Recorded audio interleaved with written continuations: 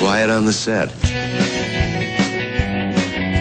In 1980, former movie actor Ronald Reagan swept his way to the presidency, beating incumbent Jimmy Carter in 44 states.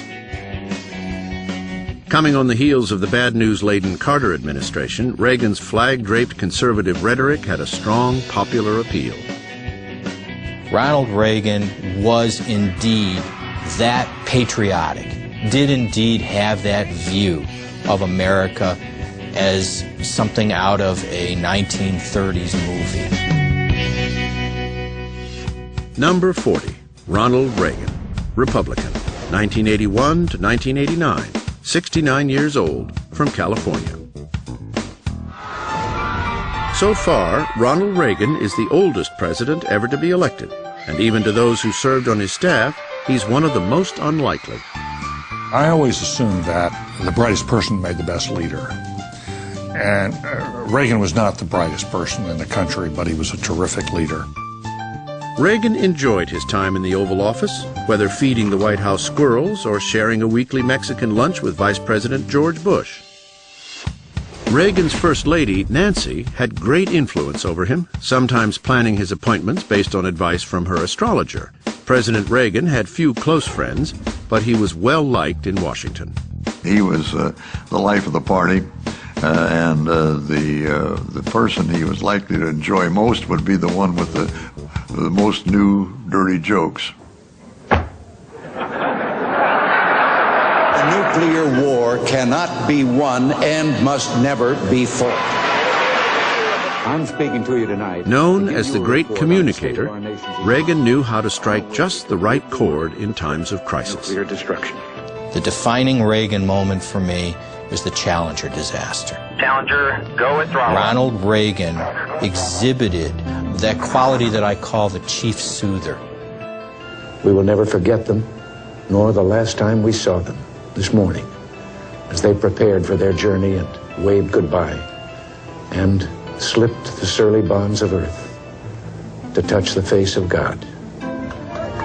Even when he faced down the bullet of a would-be assassin, Reagan projected a calm that reassured the country.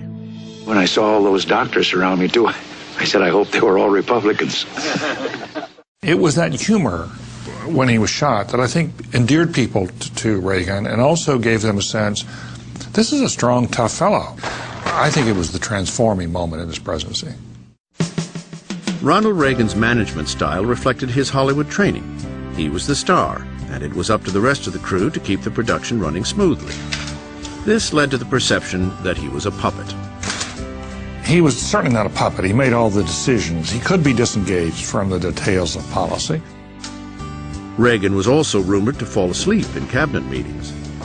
The suggestion that he went to sleep in cabinet meetings is ludicrous.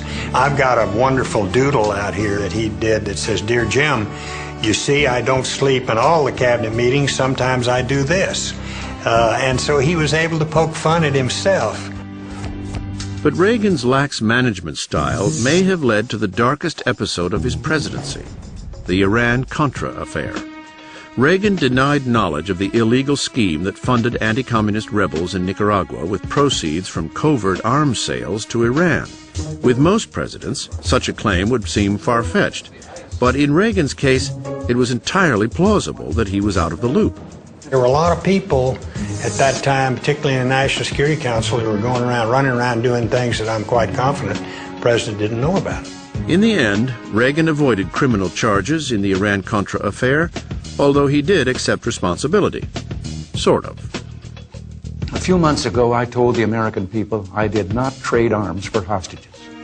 My heart and my best intentions still tell me that's true, but the facts and the evidence tell me it is not.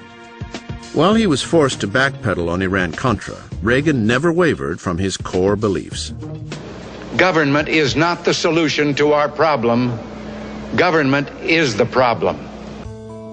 Reagan had an almost religious devotion to shrinking the size of government, building up the military, and lowering taxes. His economic plan led to a boom in the 80s and record deficits in the 90s. Reaganomics is built on the theory that you don't have to worry about the future.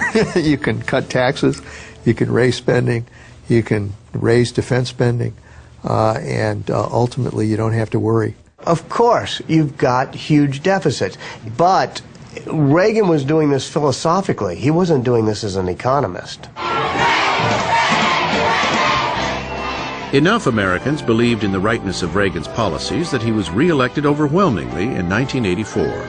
In his campaign that year, he trumpeted the return of domestic prosperity, declaring it was morning in America.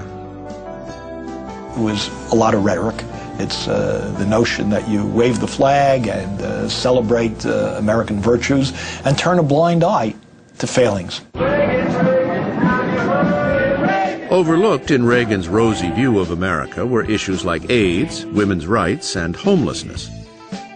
It's understandable with Reagan because he doesn't believe in using government for social engineering.